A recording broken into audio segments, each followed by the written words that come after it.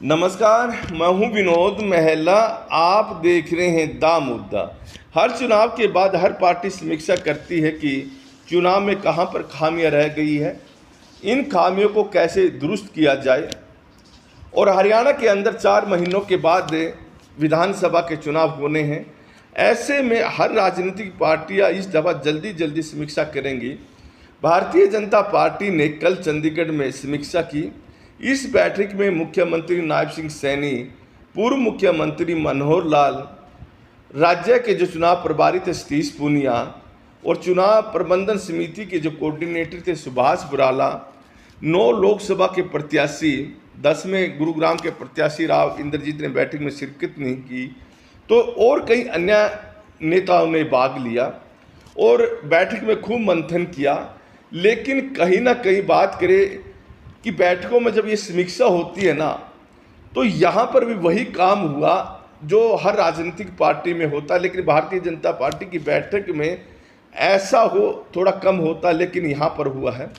दरअसल जो इस बैठक के अंदर उंगली की गई वो प्रशासन की तरफ की गई और पार्टी के उन नेताओं की तरफ की गई है जो मुख्यमंत्री नायब सिंह सैनी या फिर कहिए पूर्व मुख्यमंत्री मनोहर लाल के विरोधी खेमे के माने जाते हैं। पूरा का पूरा जो नजला है उन्हीं नेताओं पर झाड़ा गया। तो देखिए, सबसे पहले बात करें कि इस बैठक में क्या क्या बात सामने आई है। पहली बात तो सामने आई है कि यह कहा गया कि भीतरघात हुआ है, यानी साफ है कि भीतरघात हुआ है तो पार्टी के बड़े नेताओं ने किया है। यह बात बड़े नेताओं वाली क्यों आई? क्योंकि यह बात कही गई है कि पार्टी हाईकमान को यह बात लिखकर भेजी जाएगी कि जिन्होंने भीतरघात किया है ना, उनको टिकट नहीं दिया जाए। और टिकट किनको मिलता है? बड़े नेताओं को मिलता है। कहीं ना कहीं पहली दफ़ा भारतीय जनता पार्टी ने मान लिया कि हरियाणा में भारतीय जनता पार्टी में खूब गुटबाजी है। खैर, यह प्रयास जरूर करेंगे कि जो विरोधी खेमे के नेता हैं उनको यहीं इस लोकसभा चुनाव की समीक्षा के जरिए निपटाया जाए। हालांकि 4.5 सालों से ये लोग साइड लाइन किए हुए हैं, लेकिन आगे भी इनका भविष्य उचित नहीं बने, सही नहीं रहे, इसके लिए जुगाड़बाजी इस समीक्षा बैठक में इन्होंने शुरू कर दी है। और बात करें कौन कौन नेता हो सकते हैं जिनको पूर्व मुख्यमंत्री मनोहर लाल अपने विरोधी खेमे में गिनते हैं, उनमें रामविलास शर्मा, ओम प्रकाश धनखड़, कैप्टन अभिमन्यु और अनिल विज और कई अन्य नेता भी हैं, लेकिन प्रमुख नेता यही माने जाते हैं हरियाणा की सियासत में। तो देखने वाली बात रहेगी कि इनके खिलाफ या इनके जो साथी हैं उनके खिलाफ क्या क्या रिपोर्ट ये भेजेंगे। क्या पार्टी हाईकमान उस पर गौर करेगी या फिर अनसुना करेगी। दूसरी बड़ी बात आई कि आईएएस अफसरों की। आईएएस अफसरों ने चुनाव प्रक्रिया शुरू होने के बाद ऐसे नोटिफिकेशन जारी की है जिससे सरकार के प्रति जनता में मैसेज गलत गया है और जनता में आक्रोश बढ़ा, तो इससे भारतीय जनता पार्टी को नुकसान हुआ है। हालांकि कई ऐसे नोटिफिकेशन गए हैं, लेकिन बड़े स्तर पर इसको भारतीय जनता पार्टी को चुनाव में नुकसान हुआ ऐसा भी दिखाई नहीं दे रहा है। हालांकि चुनाव के दौरान ही मुख्यमंत्री नायब सिंह सैनी हो या फिर पूर्व मुख्यमंत्री मनोहर लाल, इन्होंने चेतावनी दी थी अफसरों को कि 4 जून के बाद हम पूरी तरह से देखेंगे, कार्रवाई करेंगे जो गड़बड़ अफसर कर रहे हैं। यह बात सही है कि कुछ अफसरों ने इस तरह की गड़बड़ जरूर की है। तीसरी बात सीआईडी की आई है कि सीआईडी ने सही काम नहीं किया। 3 विधायक नीलोखेड़ी से धर्मपाल गुंदर, पुंडरी से रणधीर गोलन और सोमवीर सांगवान दादरी से, ये तीनों विधायक कांग्रेस के पाले में कैसे पहुंच गए, सरकार को पता नहीं चला। उन्होंने कैसे समर्थन ले लिया और कांग्रेस को समर्थन दे दिया। सीआईडी क्या कर रही थी? सीआईडी को इनकी थोड़ी सी भी जानकारी दी, थोड़ी सी भी भनक नहीं पड़ी, यानी सीआईडी की कमजोरी साबित हुई है और ये सरकार ने माना है। खैर, समीक्षा बैठक में ये सब भारतीय जनता पार्टी की हुआ है। तो बात करें अब कि वास्तव में भारतीय जनता पार्टी जो चुनाव में फंसी है, आधा दर्जन से ज़्यादा सीटों पर क्यों फंसी है। और देखें तो चुनाव शुरू होने से पहले भारतीय जनता पार्टी 10 की 10 सीटें जीती नजर आ रही थी। पहली बात तो यही है कि भारतीय जनता पार्टी हाईकमान को आभास हो चुका था कि हरियाणा के अंदर पूर्व मुख्यमंत्री मनोहर लाल के खिलाफ एंटी इनकम्बेंसी है, इसलिए उनको हटाया गया था। पार्टी के जो कार्यकर्ता हैं मनोहर लाल के प्रति नाराजगी है और यह रही भी है, चुनाव के दौरान दिखाई भी दी है। दरअसल मनोहर लाल 9.5 साल तक हरियाणा के मुख्यमंत्री रहे, लेकिन उन्होंने कार्यकर्ताओं को बिल्कुल नहीं पूछा। कार्यकर्ता पार्टी के लिए काम करते रहे, लेकिन जब वो किसी काम के लिए जाते थे, चाहे मुख्यमंत्री के पास जाते थे, तो मुख्यमंत्री तो वैसे उनको मिलता ही नहीं थे। तो दूसरी बात, प्रशासन अधिकारी उनके सुनते नहीं थे। इस कारण से उनमें निराशा थी और इस लोकसभा चुनाव के दौरान भी यह निराशा साफ झलकती रही। कार्यकर्ता उत्साह के साथ काम नहीं कर पाए। बेसिक पन्ना प्रमुख हो, बूथ प्रमुख हो, ये तमाम तरह का संगठन के तौर पर नियुक्तियां हुई हैं, लेकिन कार्यकर्ताओं का कहना है कि वो अगर किसी मोटरसाइकिल वाले को पुलिस वाले ने पकड़ भी लिया, उनके कहने से तो उनका चलान तक नहीं रोक पाए। तो ऐसे में जब वो लोगों के बीच में जाते हैं, कोई छोटा सा कार्य नहीं करवा पाए, तो चुनाव में लोग उन्हें वोट क्यों देंगे। तो देखिए, उन्होंने यह बात कई बार कही भी है, पार्टी के प्लेटफॉर्म पर भी की है। चाहे बात हम समालखा की बात करें, जहां पर पन्ना प्रमुख की बैठक हुई थी, या फिर हिसार में एक पन्ना प्रमुख की बैठक हुई थी। उस बैठक में पन्ना प्रमुखों ने मुख्यमंत्री जब मनोहर लाल थे उनके सामने ये बात कही थी कि उनकी सुनवाई नहीं हो रही है और जनता के बीच में मैसेज गलत जा रहा है। लेकिन मनोहर लाल को उस समय यह बात लगी थी कि कहीं ना कहीं ओम प्रकाश धनखड़ अपने कार्यकर्ताओं के माध्यम से जानबूझकर यह काम करवा रहे हैं, उनके प्रति माहौल है वो खराब करना चाह रहे हैं। वो जो नाराजगी थी कार्यकर्ता की, वो ओपी धनखड़ को भुगतनी पड़ी।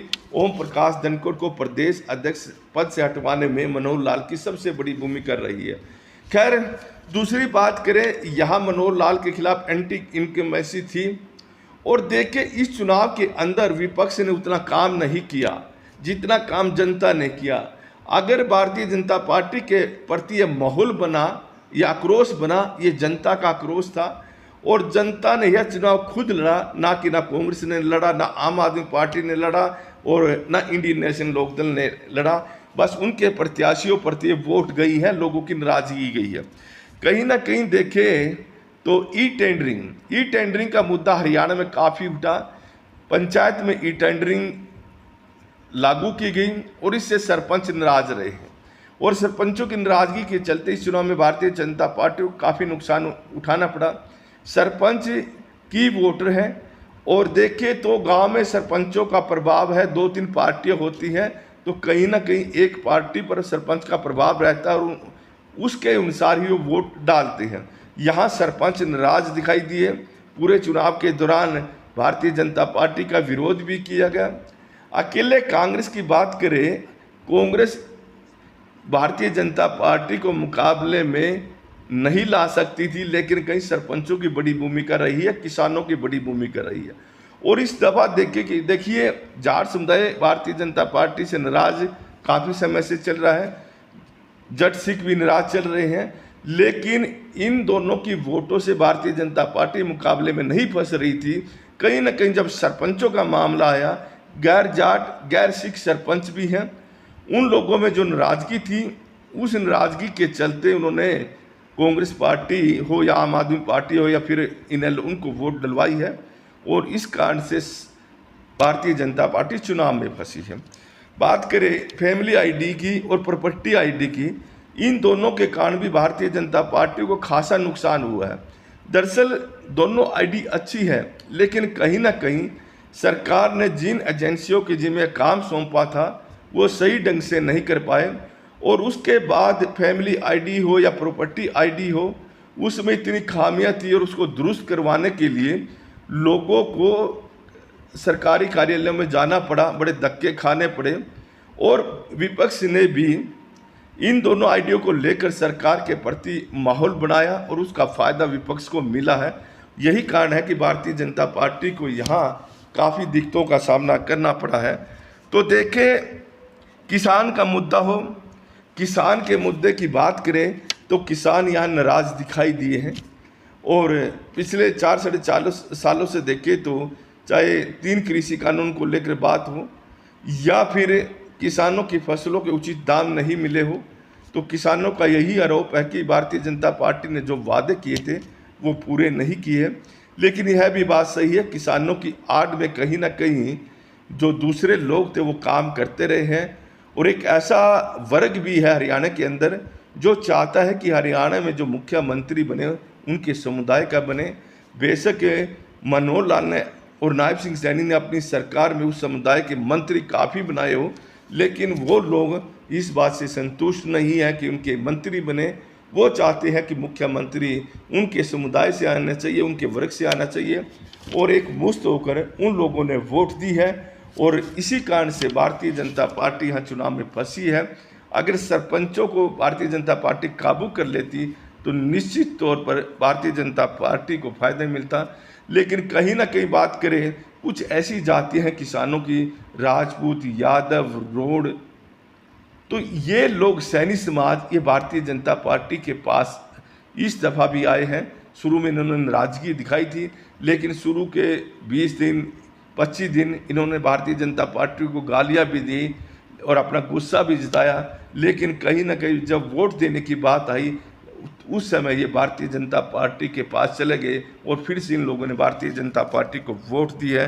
तो कह सकते हैं कि जब मनोहर लाल के खिलाफ एंटी इनकम्बेंसी रही है उसका नुकसान भारतीय जनता पार्टी को भुगतना पड़ा।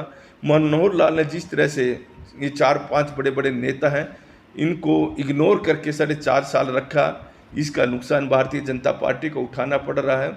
और अब जिस तरह से मनोहर लाल ने कहा कि जिन लोगों ने भीतरघात किया है, या समीक्षा बैठक में कहा गया है कि जिन लोगों ने भीतरघात किया उनको टिकट नहीं दिया जाएगा, कहीं ना कहीं यह माना जा रहा है कि यह गुट जो भारतीय जनता पार्टी का सत्ता में है अपने विरोधियों को, जो पार्टी के विरोधी हैं, उनको ठिकाने लगाने की रणनीति बना रहा है। और ये लोकसभा चुनाव पर समीक्षा कम थी और अपने विरोधियों को ठिकाने लगाने की रणनीति ज़्यादा रही।